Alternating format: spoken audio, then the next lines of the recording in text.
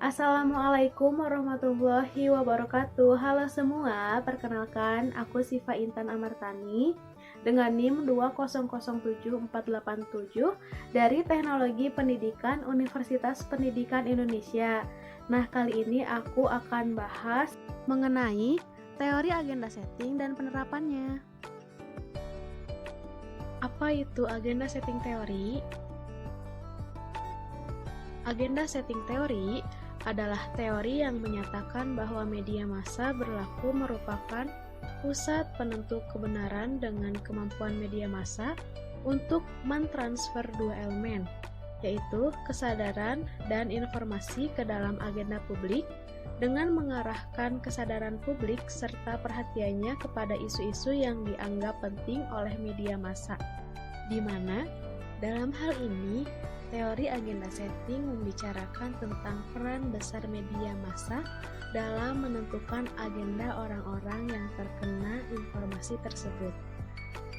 Teori agenda setting dicetuskan oleh Maxwell dan Donald pada tahun 1972, di mana sebelum mencetuskannya, Maxwell dan Donald mengadakan penelitian terlebih dahulu tentang kampanye pemilihan Presiden Amerika Serikat pada tahun 1968.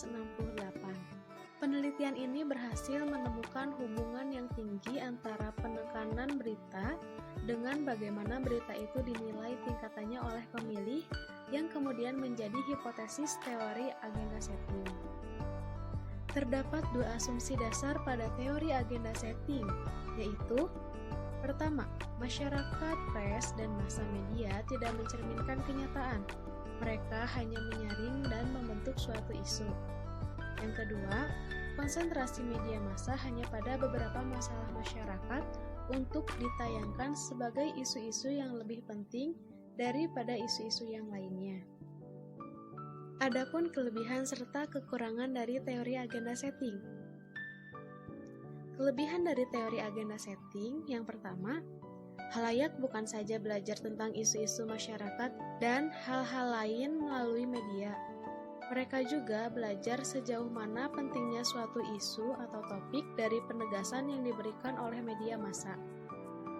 Yang kedua, kemampuan untuk menimbulkan perubahan kognitif di antara individu-individu. Yang ketiga, publik dapat mengetahui informasi atau isu-isu yang sedang hangat atau penting. Sementara, kelemahan dari teori agenda setting adalah 1. Mayoritas berita yang ditayangkan hanya menguntungkan si pemilik modal. Sebagai contoh, jika kita melihat beberapa acara media massa seperti TV One dan Metro TV, kesan-kesan masa kampanye Pilpres 2014 masih cukup terasa, sehingga masyarakat juga sangat terpengaruh dengan keadaan tersebut.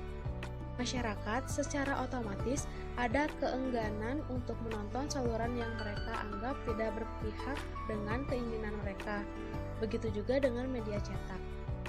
Selain dari itu, teori agenda setting ini juga berperan bagaikan pengadilan. Karena teori ini menganggap bahwa apa yang mereka beritakan itu adalah sebuah kebenaran. Padahal, belum tentu seperti itu. Sebab, dalam proses kerja teori ini tidak ada istilah konfirmasi. Yang ada hanya mendengarkan dari sepihak. Padahal, sejatinya dalam menyampaikan sebuah informasi, media harus bersikap netral, sehingga tidak terjadi kesalahan dalam menentukan keputusan ataupun kebijakan. Sebagai salah satu contoh nyata pengaplikasian dari teori agenda setting adalah ketika maraknya kasus penyebaran COVID-19, di mana dalam hal ini banyak sekali isu-isu yang menarik yang dapat diolah oleh media untuk menarik perhatian publik. Media massa, khususnya televisi, dalam memberitakan isu tersebut akan mencari, memilih, dan menekankan satu isu yang dianggap paling penting untuk dijadikan pemberitaannya, di mana nantinya publik akan menerima informasi tersebut sebagai gambaran dari realitas yang terjadi sesungguhnya, meski sebenarnya mereka tidak mengalami hal tersebut secara langsung. Nah, informasi yang nantinya akan diangkat oleh media massa membuat masyarakat menyadari akan urgensi dari perkara tersebut dan lebih peka akan indikasi yang mempengaruhi pada masalah tersebut.